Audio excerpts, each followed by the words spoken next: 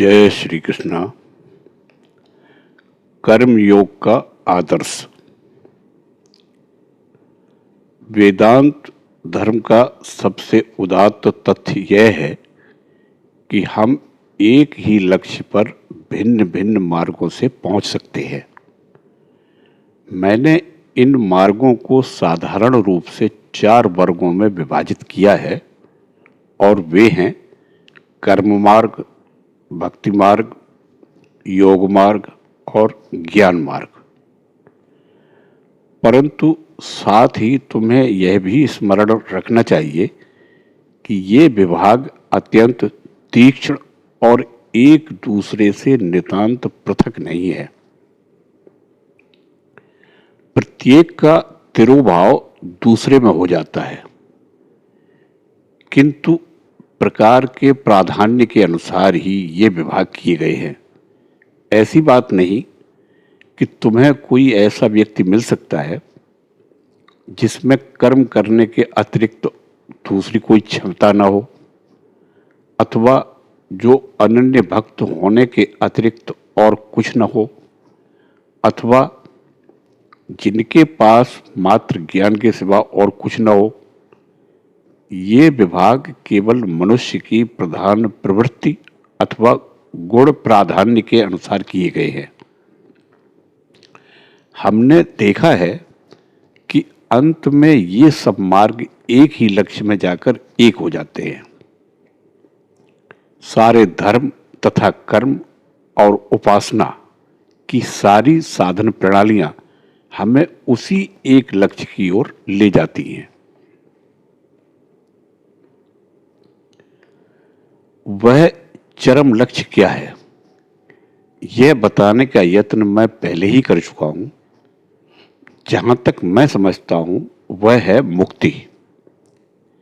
एक परमाणु से लेकर मनुष्य तक जड़ तत्व के अचेतन प्राणहीन कण से लेकर इस पृथ्वी की सर्वोच्च सत्ता मानव आत्मा तक जो कुछ हम इस विषय में प्रत्यक्ष करते हैं, वे सब मुक्ति के लिए संघर्ष कर रहे हैं। असल में यह समग्र विश्व इस मुक्ति के लिए संघर्ष का ही परिणाम है। हम मिश्रण में प्रत्येक अणु दूसरे परमाणुओं से पृथक होकर अपने स्वतंत्र पथ पर जाने की चेष्टा कर रहा है, पर दूसरे उसे आबद्ध करके रखे हुए हैं। हमारी पृथ्वी सूर्य से दूर भागने की चेष्टा कर रही है तथा चंद्रमा पृथ्वी से। प्रत्येक वस्तु में अनंत विस्तार की प्रवृत्ति है। इस विश्व में हम जो कुछ देखते हैं उस सब का मूल आधार मुक्ति लाभ के लिए यह संघर्ष ही है। इसी की प्रेरणा से साधु प्रार्थना करता है और डाकू लूटता है। जब कार्य विधि अनुचित होती है तो उसे हम अशुभ कहते हैं, और जब उसकी अभिव्यक्ति उचित तथा उच्च होती है तो उसे हम शुभ कहते हैं।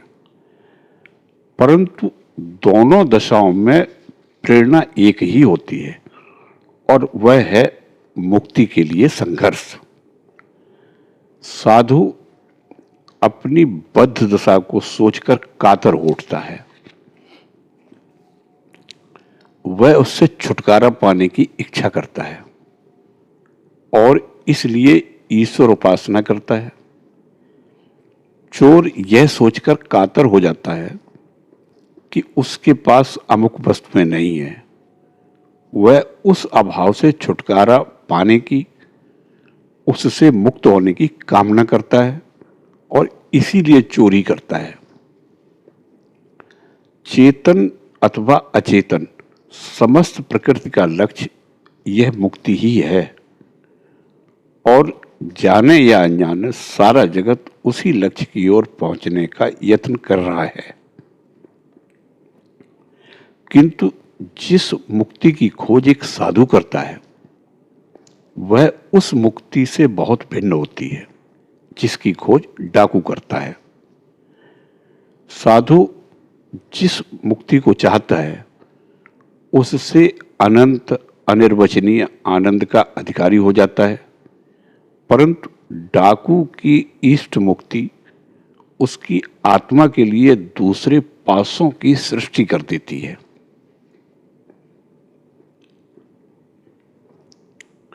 प्रत्येक धर्म में मुक्ति लाभ की इस प्रकार चेष्टा की अभिव्यक्ति पाई जाती है।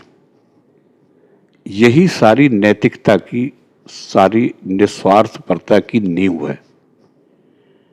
निस्वार्थपरता का अर्थ है मनुष्य अपना क्षुद्र शरीर नहीं है, इस भाव से परे होना। जब हम किसी मनुष्य को कोई सत्कार्य करते, दूसरों की सहायता करते देखते हैं तो उसका तात्पर्य यह है कि उस व्यक्ति को मैं और मेरे के क्षुद्र वृत्त में आबद्ध करके नहीं रखा जा सकता। इस स्वार्थपरता के बाहर निकल आने की कोई निर्दिष्ट सीमा नहीं है। सारा श्रेष्ठ नीति शास्त्र यही शिक्षा देता है कि संपूर्ण निस्वार्थपरता ही चरम लक्ष्य है। मान लो किसी मनुष्य ने इस संपूर्ण निस्वार्थपरता को प्राप्त कर लिया तो फिर उसकी क्या दशा होगी? फिर वह अमुक अमुक नाम वाला पहले का क्षुद्र व्यक्ति नहीं रह जाता, वह अनंत विस्तार प्राप्त कर लेता है। फिर उसका पहले का वह क्षुद्र वास्तविक व्यक्तित्व सदा के लिए नष्ट हो जाता है। अब वह अनंत स्वरूप हो जाता है और इस अनंत विकास की प्राप्ति ही असल में समस्त दार्शनिक एवं नैतिक शिक्षाओं का लक्ष्य है। व्यक्तित्ववादी जब इस तत्व को दार्शनिक रूप में रखा हुआ देखता है तो वह सिहर उठता है, परंतु जब वह नैतिकता की शिक्षा देता है तो वह स्वयं इसी तत्व का ही प्रचार करता है। वह भी मनुष्य की निस्वार्थपरता की कोई सीमा निर्दिष्ट नहीं करता। मान लो इस व्यक्तित्ववाद के अनुसार कोई मनुष्य संपूर्ण रूप से निस्वार्थी हो जाए तो हम उसको अन्य समुदायों के पूर्ण सिद्ध व्यक्तियों से किस प्रकार भिन्न मान सकेंगे? वह तो विश्व के साथ एक रूप हो गया है और इस प्रकार एक रूप हो जाना ही तो सबका लक्ष्य है। केवल बेचारे व्यक्तित्ववादी में इतना साहस नहीं कि वह अपनी युक्तियों का अनुसरण उनके यथार्थ निष्कर्ष पर पहुंचने तक कर सके। निस्वार्थ कर्म द्वारा मानव जीवन के चरम लक्ष्य इस मुक्ति को प्राप्त कर लेना ही कर्मयोग है। अतएव हमारा प्रत्येक स्वार्थपूर्ण कार्य अपने इस लक्ष्य तक हमारे पहुंचने में बाधक हो जाए तथा प्रत्येक निस्वार्थ धर्म कर्म हमें उसकी ओर आगे बढ़ाता है।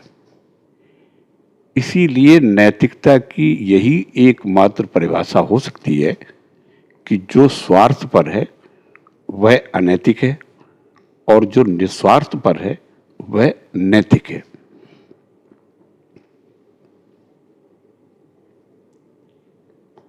परंतु यदि हम ब्यौरों की समीक्षा करें तो विषय इतना सरल नहीं रह जाएगा।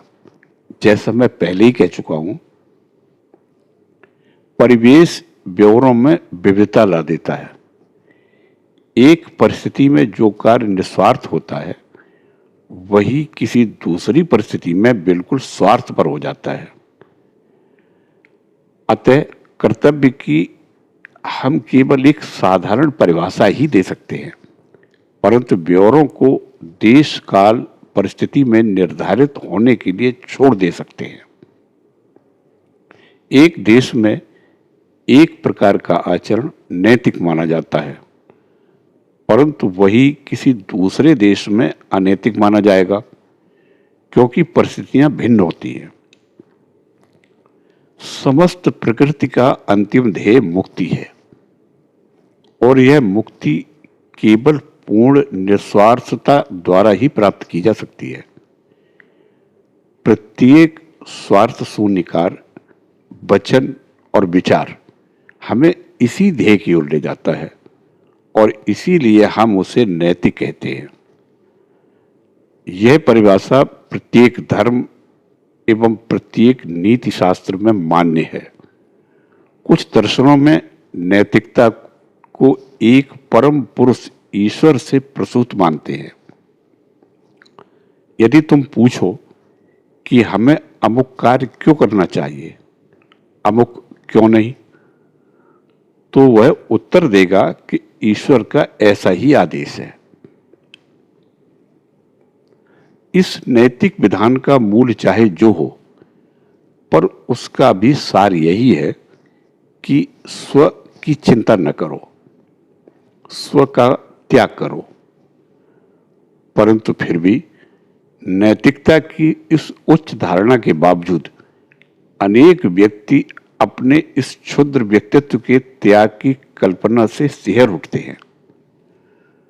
जो मनुष्य अपने इस क्षुद्र व्यक्तित्व से जकड़ा रहना चाहता है, उससे हम पूछ सकते हैं, अच्छा जरा ऐसे पुरुष की ओर तो देखो जो नितांत निस्वार्थी हो गया है, जिसकी अपने स्वयं के लिए कोई चिंता नहीं है, जो अपने लिए कोई भी कार्य नहीं करता, जो अपने लिए एक शब्द भी नहीं कहता, और फिर बताओ कि उसका निजत्व कहाँ है। जब तक वह अपने स्वयं के लिए विचार करता है, कोई कार्य करता है या कुछ कहता है, तभी तक उसे अपने निजत्व का बोध रहता है। परंतु यदि उसे केवल दूसरों के संबंध में ध्यान है, जगत के संबंध में ध्यान है, तो फिर उसका निजत्व भला कहाँ रहा। उसका तो सदा के लिए ही लोप हो चुका है। अतएव कर्मयोग निस्वार्थपरता और सत्कर्म द्वारा मुक्ति लाभ करने का एक धर्म और नीति शास्त्र है। कर्मयोगी को किसी भी प्रकार के सिद्धांत में विश्वास करने की आवश्यकता नहीं। वह ईश्वर में भी चाहे विश्वास करे अथवा न करे, आत्मा के संबंध में भी अनुसंधान करे या न करे, किसी प्रकार का दार्शनिक विचार भी करे अथवा न करे, इससे कुछ बनता बिगड़ता नहीं। उसके सम्मुख उसका अपना लक्ष्य रहता है, निस्वार्थता की उपलब्धि, और उसको अपने प्रयत्न द्वारा ही उसे प्राप्त करना होता है। उसके जीवन का प्रत्येक क्षण साक्षात्कार का होना चाहिए, क्योंकि उसे किसी मत या सिद्धांत की सहायता लिए बिना अपनी समस्या का समाधान केवल कर्म द्वारा ही करना होता है। जबकि ज्ञानी उसी समस्या का समाधान अपने ज्ञान और अंतःस्फुरण द्वारा तथा भक्त अपनी भक्ति द्वारा करता है। अब दूसरा प्रश्न आता है, यह कर्म क्या है? संसार के प्रति उपकार करने का क्या अर्थ है? क्या हम सचमुच संसार का कोई उपकार कर सकते हैं? उपकार का अर्थ यदि निरपेक्ष उपकार लिया जाए तो उत्तर है नहीं, परंतु सापेक्ष दृष्टि से हां। संसार के प्रति ऐसा कोई भी उपकार नहीं किया जा सकता जो चिर स्थायी हो। यदि ऐसा कभी संभव होता तो यह संसार इस रूप में कभी नहीं रहता जैसा उसे हम आज देख रहे हैं। हम किसी व्यक्ति की भूख अल्प समय के लिए भले ही शांत कर दें, परंतु बाद में वह फिर भूखा हो जाएगा। किसी व्यक्ति को हम उसे जो कुछ सुख दे सकते हैं वह क्षणिक ही होता है। सुख और दुख के इस सतत ज्वर का कोई भी सदा के लिए उपचार नहीं कर सकता। क्या संसार को हम कोई चिरंतन सुख दे सकते हैं? समुद्र के जल में बिना किसी एक जगह गर्त पैदा किए हम एक भी लहर नहीं उठा सकते। इस संसार में मनुष्य की आवश्यकता और उसके लोभ से संबंधित शुभ वस्तुओं की समष्टि सदैव समान रहती है। वह न तो कम की जा सकती है न अधिक। हम मानव जाति का इतिहास ही ले लें। जैसा हमें आज ज्ञात है, क्या हमें सदैव वही सुख दुख, वही हर्ष विषाद तथा अधिकार का वही तारतम्य दिखाई नहीं देता? क्या कुछ लोग अमीर, कुछ गरीब, कुछ बड़े, कुछ छोटे, कुछ स्वस्थ तो कुछ रोगी नहीं है? ये सब ऐसा ही प्राचीन काल में मिस्रवासियों, यूनानियों और रोमनों के साथ सत्य था और वैसा ही आज अमेरिका वालों के साथ भी। जहां तक हमें इतिहास का ज्ञान है, यही दशा सदैव रही है। परंतु फिर भी हम देखते हैं कि सुख दुख की इस असाध्य भिन्नता के होते हुए भी साथ ही साथ उसे घटाने के प्रयत्न भी सदैव होते रहे हैं।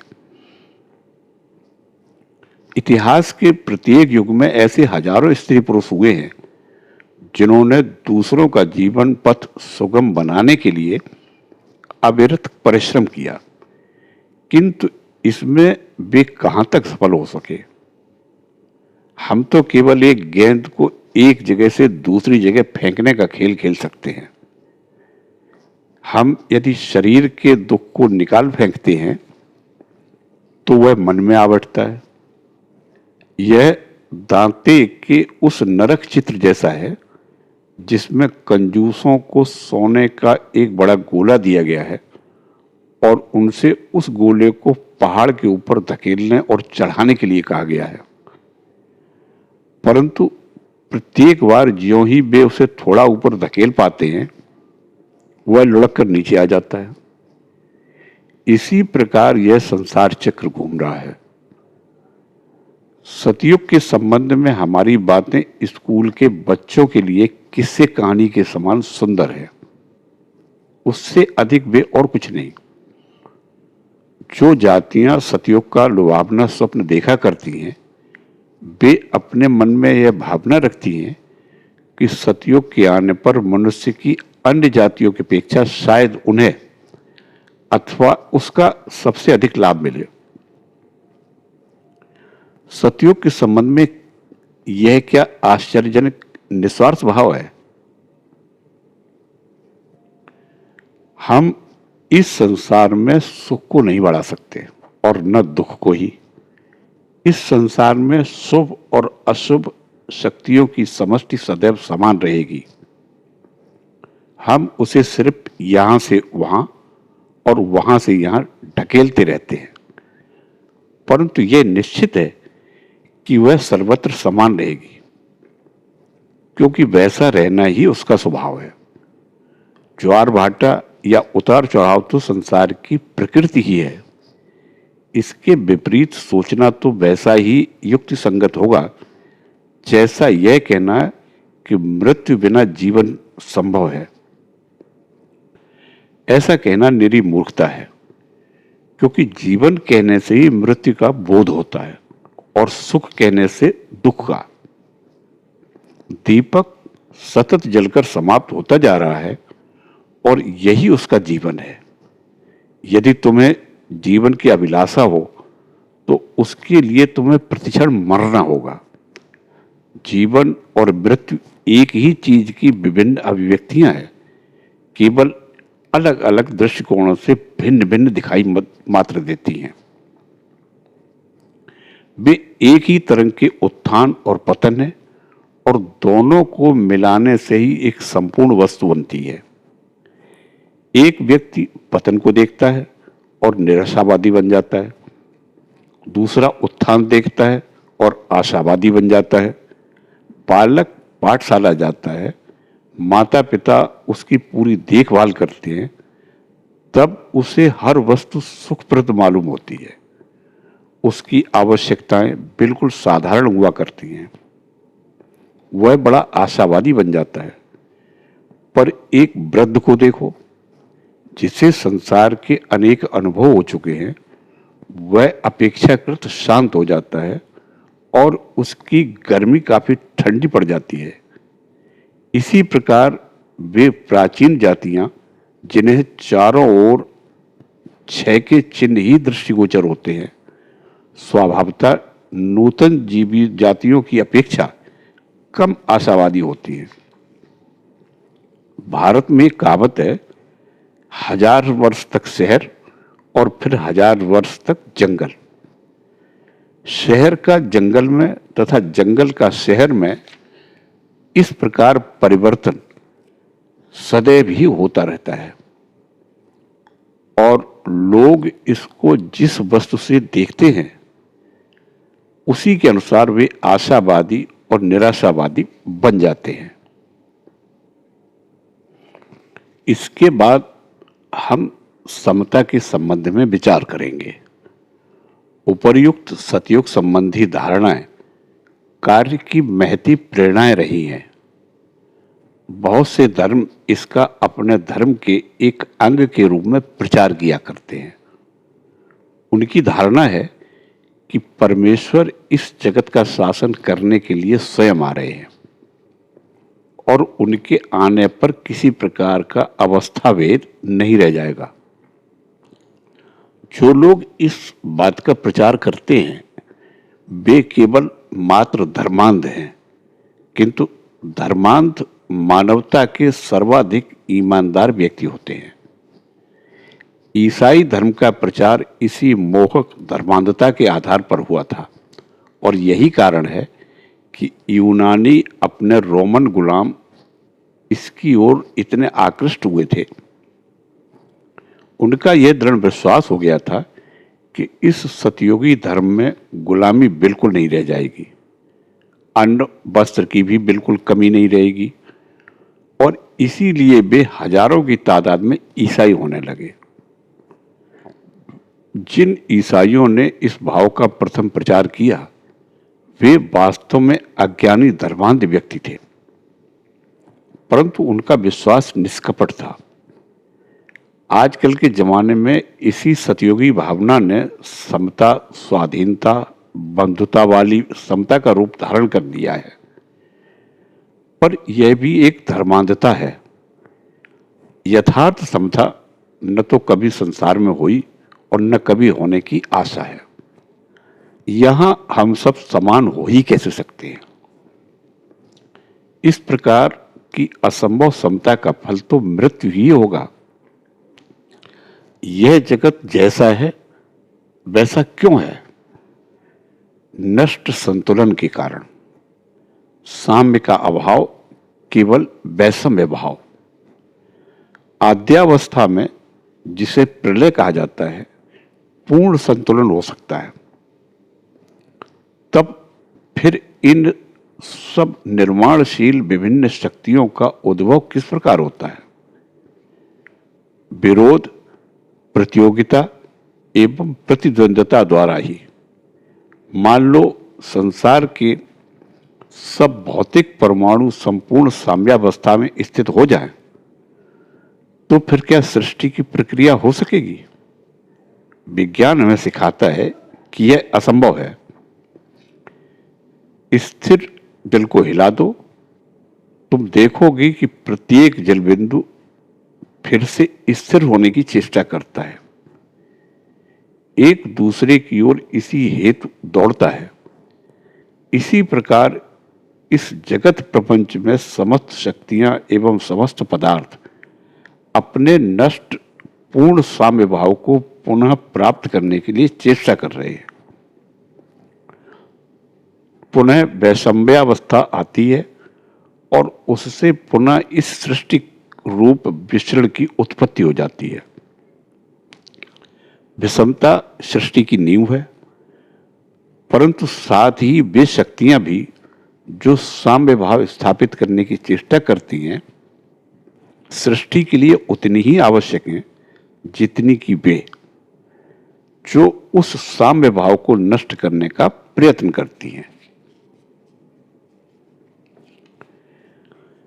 पूर्ण निरपेक्ष समता अर्थात सभी स्तरों की समस्त प्रतिद्वंदी शक्तियों का पूर्ण संतुलन इस संसार में कभी नहीं हो सकता। उस अवस्था को प्राप्त करने के पूर्व ही सारा संसार किसी भी प्रकार के जीवन के लिए सर्वथा अयोग्य बन जाएगा और वहां कोई भी प्राणी न रहेगा। अतएव हम देखते हैं कि सतयुग अथवा पूर्ण समता की ये धारणा इस संसार में केवल असंभव ही नहीं, वरन यदि हम इन्हें कार्य रूप में परिणत करने की चेष्टा करें तो वे हमें निश्चय प्रलय की ओर ले जाएंगी। वह क्या है जो मनुष्य में भेद स्थापित करती है? वह है मस्तिष्क की भिन्नता। आजकल के दिनों में एक पागल के अतिरिक्त और कोई भी यह न कहेगा कि हम सब मस्तिष्क की समान शक्ति लेकर उत्पन्न हुए हैं।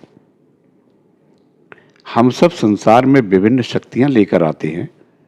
कोई बड़ा होकर आता है, कोई छोटा, और इस पूर्व जन्म में निर्धारित दशा का अतिक्रमण करने का कोई मार्ग नहीं है। अमेरिकन आदिवासी इस देश में हजारों वर्षों से, और तुम्हारी मुट्ठी भर पूर्वज उनके देश में आए, परंतु उन्होंने इस देश में क्या परिवर्तन कर दिए? यदि सभी लोग समान हो तो उन आदिवासियों ने इस देश को उन्नत करके बड़े बड़े नगर आदि क्यों नहीं बना दिए? क्यों वे चिरकाल तक जंगलों में शिकार करते हुए घूमते रहे?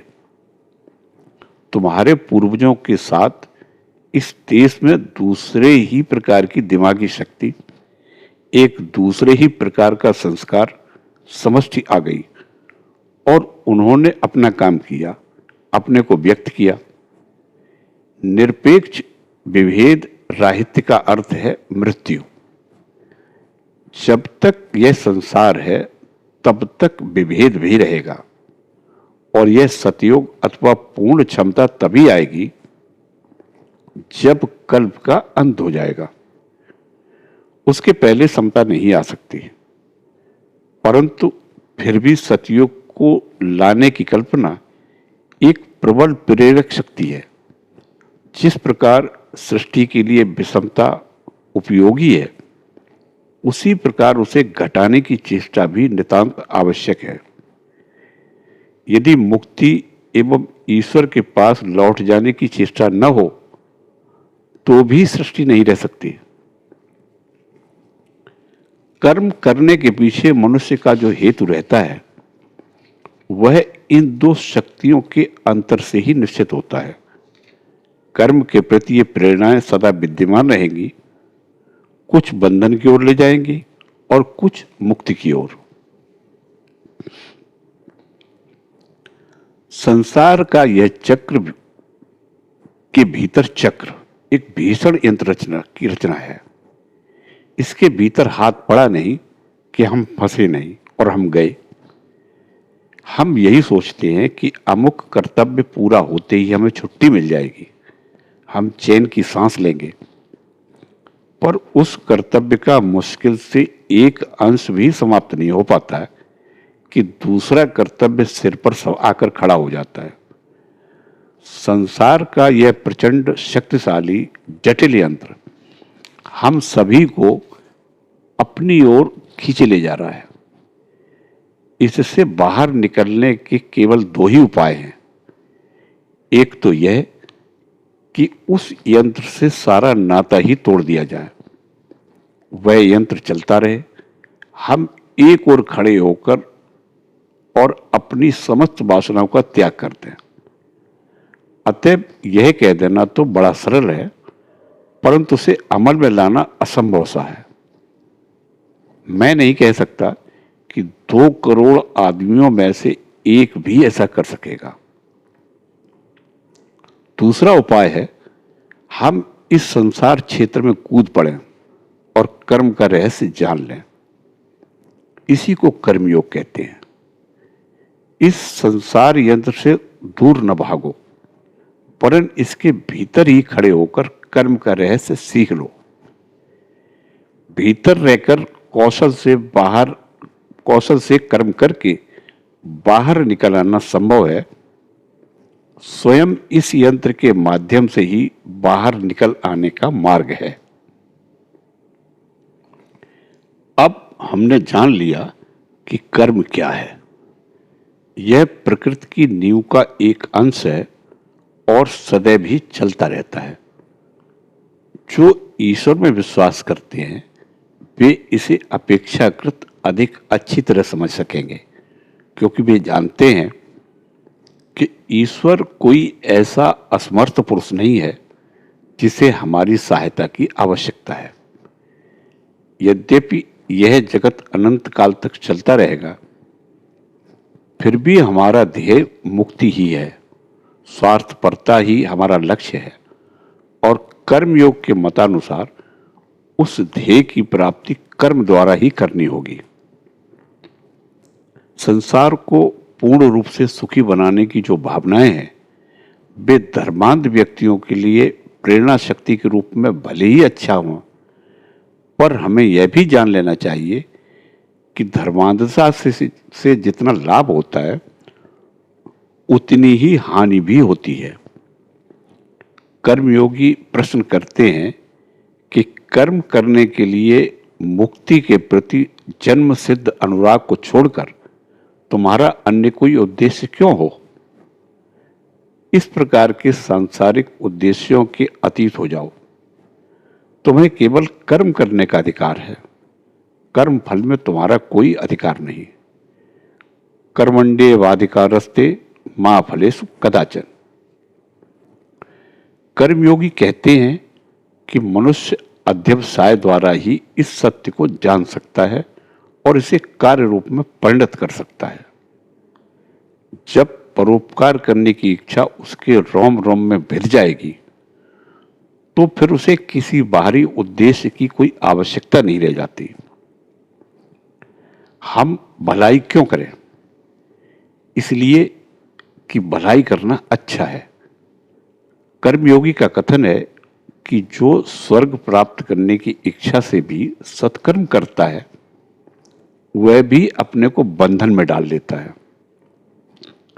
किसी कार्य में यदि थोड़ी सी भी स्वार्थपरता रहे तो वह हमें मुक्त करने के बदले हमारे पैरों में एक बेड़ी डाल देती है। अतएव एकमात्र उपाय है समस्त कर्मफलों का त्याग कर देना, अनासक्त हो जाना। यह याद रखो कि न तो यह संसार हम हैं और न हम यह संसार, न हम यह शरीर हैं और न वास्तव में हम कोई कर्म ही करते हैं। हम है आत्मा। हम अनंत काल से विश्राम और शांति में स्थित हैं। हम क्यों किसी के बंधन में पड़े? यह कह देना बड़ा सरल है कि हम पूर्ण रूप से अनासक्त रहें, परंतु ऐसा हो किस तरह? बिना किसी स्वार्थ के किया हुआ प्रत्येक सत्कार्य हमारे पैरों में एक बेड़ी डालने के बदले पहले की एक बेड़ी को तोड़ देता है। बिना किसी बदले की आशा से संसार में भेजा गया प्रत्येक शुभ विचार संचित होता है। वह हमारे पैरों में से एक बेड़ी को काट देगा और हमें अधिकाधिक पवित्र बनाता जाएगा और अंततः हम पवित्रतम मनुष्य बन जाएंगे। पर हो सकता है कि यह सब तुम लोगों को केवल एक अस्वाभाविक और कोरी दार्शनिक बात ही जान पड़े जो कार्य में परिणत नहीं की जा सकती। मैंने भगवत गीता के विरोध में अनेक युक्तियां पढ़ी हैं और कई लोगों का यह सिद्धांत है कि बिना किसी हेतु के हम कुछ कर्म कर ही नहीं सकते। उन्होंने शायद धर्मांधता से रहित कोई निस्वार्थ कर्म करने को देखा ही नहीं है, इसीलिए वो ऐसा कहते हैं। अंत में संक्षेप में मैं तुम्हें एक ऐसे व्यक्ति के बारे में बताऊंगा जिन्होंने सचमुच कर्मयोग की शिक्षाओं को कार्य रूप में परिणत किया था। वे हैं बुद्ध। एकमात्र वे ही ऐसे मानव हैं जिन्होंने इसकी पूर्ण साधना की। भगवान बुद्ध को छोड़कर संसार के अन्य सभी पैगंबरों की निस्वार्थ कर्म प्रवृत्ति के पीछे कोई न कोई बाह्य उद्देश्य अवश्य था। एकमात्र उनके अपवाद को छोड़कर संसार के अन्य सब पैगंबर दो श्रेणियों में विभक्त किए जा सकते हैं। एक तो वे जो अपने को संसार में अवतीर्ण भगवान का अवतार कहते थे, और दूसरे वे जो अपने को केवल ईश्वर का दूत मानते थे। ये दोनों अपने कार्यों की प्रेरणा शक्ति बाहर से लेते थे, बाहर जगत से ही पुरस्कार की आशा करते थे। उनकी वाणी कितनी ही आध्यात्मिकता पूर्ण क्यों न रही हो, परंतु एकमात्र बुद्ध ही ऐसे पैगंबर थे जो कहते थे, मैं ईश्वर के बारे में तुम्हारे मतांतरों को जानने की परवाह नहीं करता। आत्मा के बारे में विभिन्न सूक्ष्म मतों पर बहस करने से क्या लाभ। भला करो और भले बनो, बस यही तुम्हें निर्वाण की ओर अथवा जो कुछ भी सत्य है उसकी ओर ले जाएगा। उनके कार्य के पीछे व्यक्तिगत उद्देश्य का लवलेश भी नहीं था, और उनकी अपेक्षा अधिक कार्य भला किस व्यक्ति ने किया है। इतिहास में मुझे जरा एक ऐसा चरित्र तो दिखाओ जो सबसे ऊपर इतना ऊंचा उठ गया हो। सारी मानव जाति ने ऐसा केवल एक ही चरित्र उत्पन्न किया है, इसका उन्नत दर्शन, इतनी व्यापक सहानुभूति, सर्वश्रेष्ठ दर्शन का प्रचार करते हुए इन महान दार्शनिक के हृदय में क्षुद्रतम प्राणी के प्रति भी गहरी सहानुभूति थी, और फिर भी उन्होंने अपने लिए किसी प्रकार का दावा नहीं किया। वास्तव में वे ही आदर्श कर्मयोगी हैं।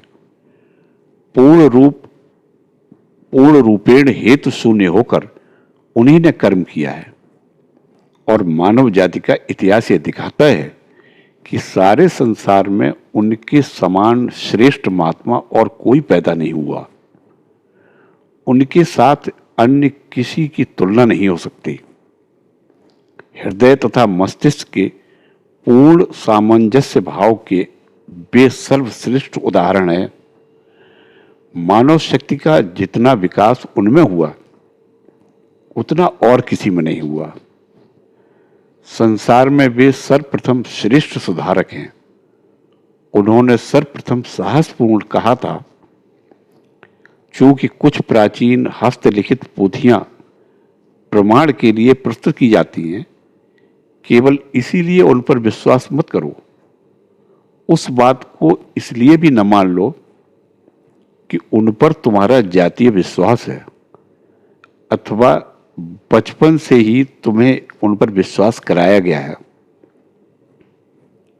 वरन तुम स्वयं उन पर विचार करो, और विशेष रूप से विश्लेषण करने के बाद यदि देखो कि उससे तुम्हारा तथा दूसरों का भी कल्याण होता है, तभी उस पर विश्वास करो।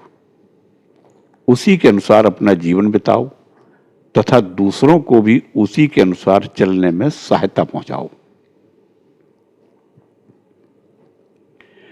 केवल वही व्यक्ति सबकी अपेक्षा उत्तम रूप से कार्य करता है जो पूर्णतया निस्वार्थी है, जिससे न तो धन की लालसा है, न कीर्ति की, और न किसी अन्य वस्तु की ही। और मनुष्य जब ऐसा करने में समर्थ हो जाएगा तो वह भी एक बुद्ध बन जाएगा, और उसके भीतर से ऐसी शक्ति प्रकट होगी जो संसार की अवस्था को पूर्ण रूप से परिवर्तित कर सकती है। वह व्यक्ति कर्मयोग के चरम आदर्श का प्रतीक है। जय श्री कृष्णा।